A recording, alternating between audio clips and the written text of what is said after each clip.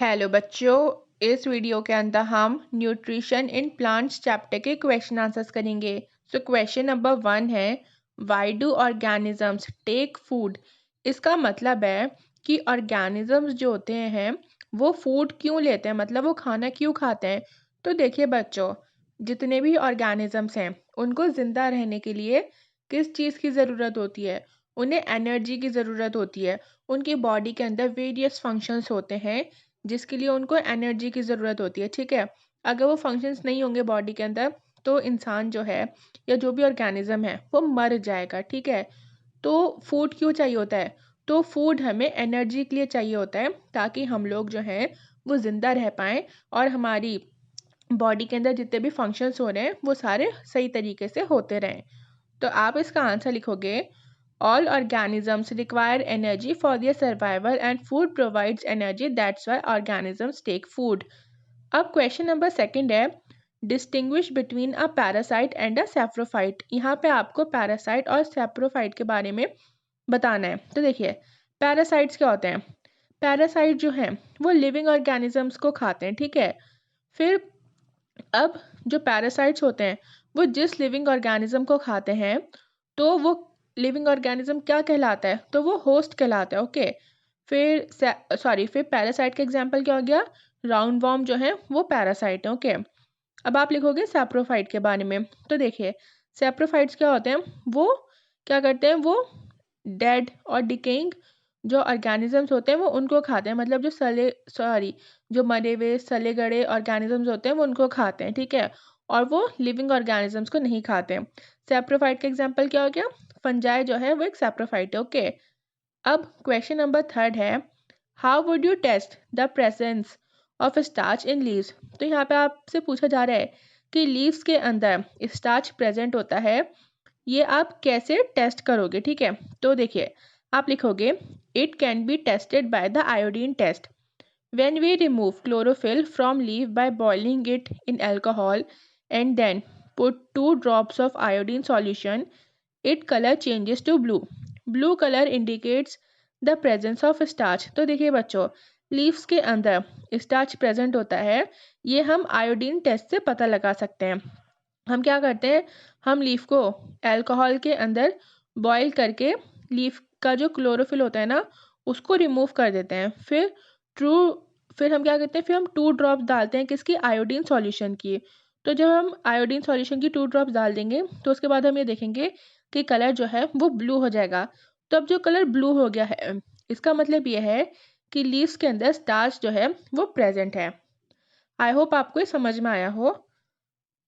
अब question number 4 करेंगे हम, give a brief description of the process of synthesis of food in the green plants. यहाँ पे आपको फोटोसिंथेसिस के बारे में लिखना है।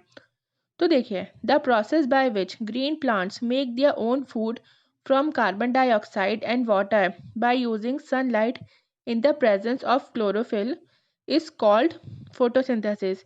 तो देखिए, वो प्रोसेस जिससे ग्रीन प्लांट जो हैं वो अपना खाना खुद बना पाए, किससे? कार्बन डाइऑक्साइड और पानी से, ठीक है। किसका इस्तेमाल करते हुए? सनलाइट का इस्तेमाल करते हुए। किसकी प्रेजेंस में? क्लोरोफिल की प्रेजेंस में, ठीक है। तो ये जो प्रोसेस होता है ये क्या कहलाता है? ये फोटोसिंथेसिस का प्रोसेस होता है। अब क्वेश्चन नंबर 5 है, show with the help of a sketch that plants are the ultimate source of food. तो देखिए बच्चों, इसमें आपको बताने मतलब स्केच के जरिए आपको ये शो करना है कि प्लांट्स जो हैं वो अल्टीमेट सोर्स है फूड का।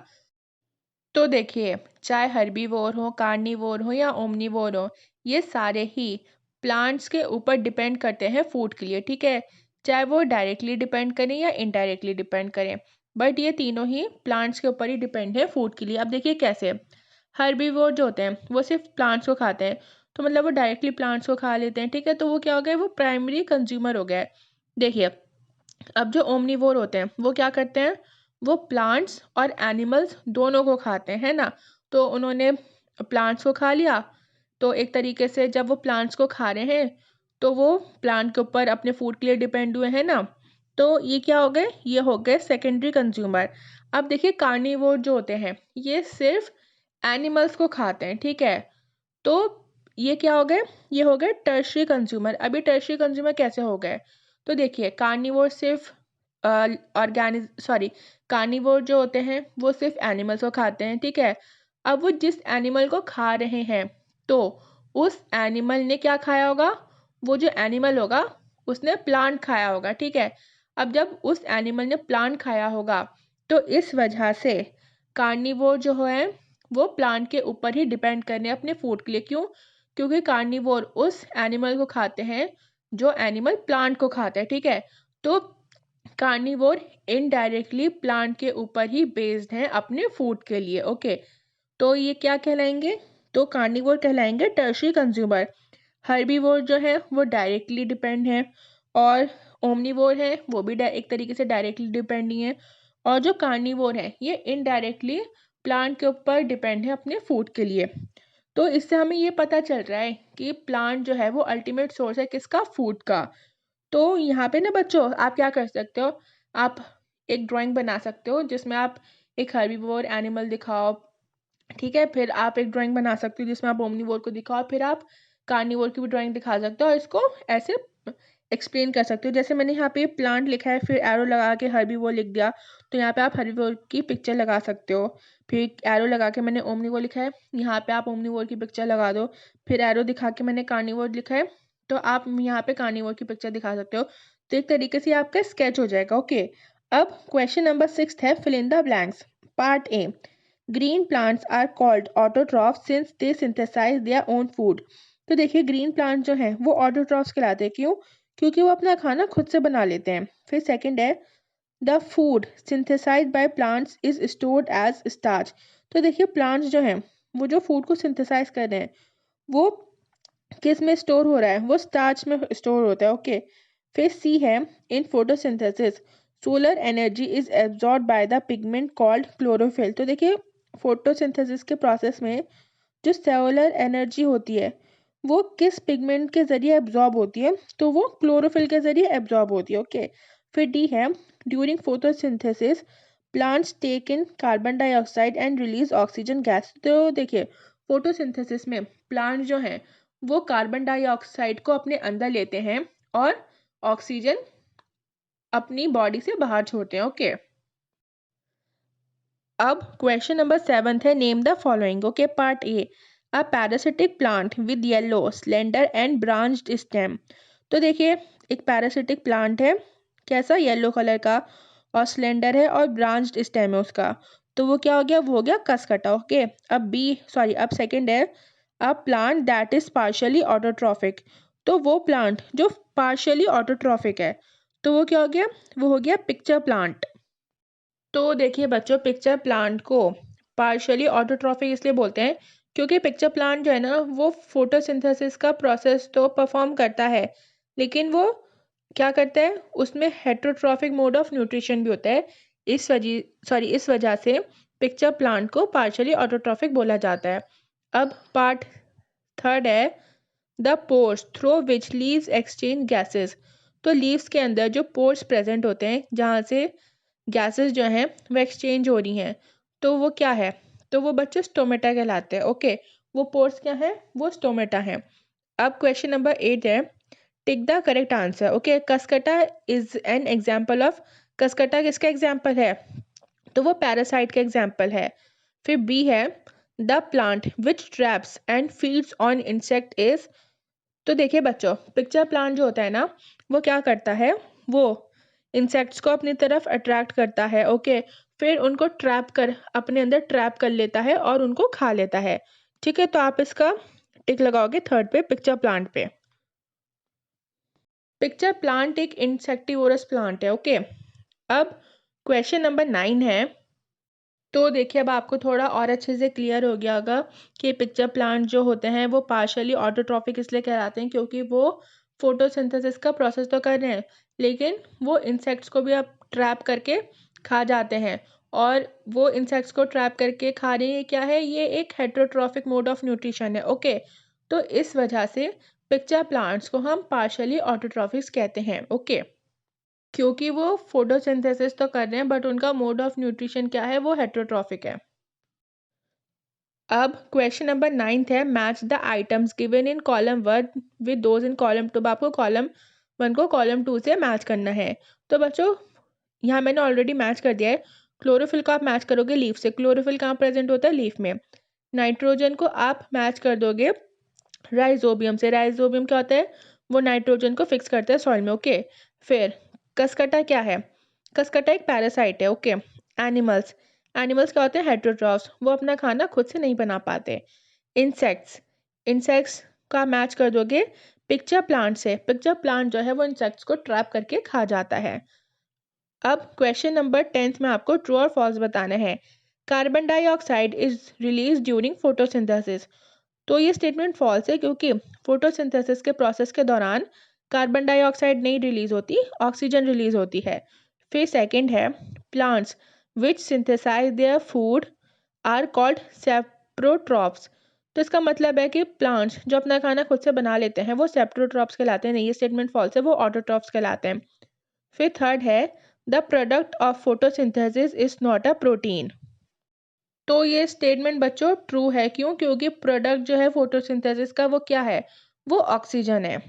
अब लास्ट है, solar energy is converted into chemical energy during photosynthesis. तो ये स्टेटमेंट ट्रू है। फोटोसिंथेसिस का जो प्रोसेस होता है उसमें सोलर एनर्जी जो है वो केमिकल एनर्जी के अंदर कन्वर्ट हो जाती है, मतलब चेंज हो जाती है। तो बच्चों देखिए, question number 11th and question number 12th, ये दोनों ही क्वेश्चन जो है ना, आप इनको प्लीज बहुत ध्यान से सुनिएगा। ओके। क्वेश्चन नंबर 11th में है, which part of the plant takes in carbon dioxide from the air for photosynthesis. Question number 11th का मतलब है कि प्लांट का कौन सा पार्ट ऐसा है जो एयर से कार्बन डाइऑक्साइड को अपने अंदर लेता है फोटोसिंथेसिस के लिए।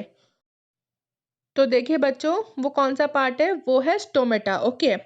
अब क्वेश्चन नंबर 12 में ये पूछा जा रहा है, plants take carbon dioxide from the atmosphere mainly through the air. देखिए, इसका मतलब है कि प्लांट्स जो हैं वो एयर से कार्बन डाइऑक्साइड अपने अंदर किस चीज़ के ज़रिए ले रहे हैं?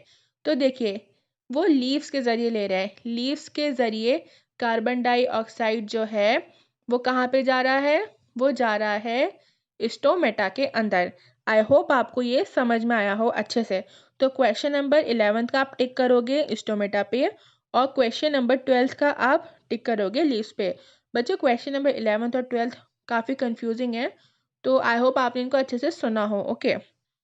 अब क्वेश्चन नंबर 13 है, why do farmers grow many fruits and vegetables crop inside large greenhouses, what are the advantages to the farmers. तो देखिए, इसका मतलब है कि फार्मर्स जो होते हैं, मतलब कुछ देखिए, कुछ कुछ फार्मर्स ऐसे होते हैं जो ग्रीन हाउसेस के अंदर क्या करते हैं, वो काफ़ी फलों को और सब्जियों को उगाते हैं। तो इसके क्या फ़ायदे हैं, वो क्यों करते हैं ऐसा? तो देखिए, fruits and vegetables crops are grown in large greenhouses because it protects crop from diseases, adverse climatic condition, wind and rodents.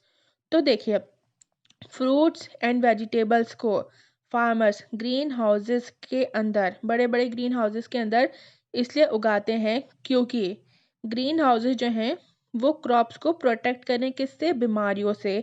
ठीक है। जो बुरी क्लाइमेटिक कंडीशंस होती है, मतलब कभी जैसे आंधी आ गई, तूफान आ गई, या बहुत गर्मी है, बहुत ठंड है, तो वो इस चीज़ से प्रोटेक्ट करते हैं। ठीक है। तो इस वजह से भी वो ग्रीन हाउसेस के अंदर उन्हें उगा रहे हैं। फिर हवा से प्रोटेक्ट करते हैं। रोडेंट्स, तो ग्रीन हाउसेस जो हैं वो क्रॉप्स को रोडेंट से भी सेव करते हैं। अब रोडेंट्स क्या हो गए? जैसे रैट है, स्क्वायरल है, ब्राउन रैट है। ठीक है, ये सारे क्या हैं? ये सारे रोडेंट्स हैं। तो क्रॉप्स जो हैं, अगर हम उन्हें ग्रीन हाउसेस के अंदर, मतलब ग्रीन हाउस के, बड़े बड़े ग्रीन हाउस के अंदर उगाएंगे, तो क्या होगा? हम उनको रोडेंट से बचा पाएंगे, एडवर्स क्लाइमेटिक कंडीशन से बचा पाएंगे, बहुत तेज़ हवा से बचा पाएंगे, और बहुत बीमारियों से बचा पाएंगे। ओके। बस क्वेश्चन आंसर्स इतने ही थे। आई होप आपको वीडियो ये अच्छी लगी और पसंद आई हो। अगर वीडियो अच्छी लगी और पसंद आई तो प्लीज़ वीडियो को लाइक, चैनल को सब्सक्राइब एंड शेयर करना ना भूलें, एंड साथ ही साथ बेल आइकन को भी दबा दें ताकि जब भी मैं कोई न्यू वीडियो डालूँ तो आपको उसका नोटिफिकेशन मिल जाए।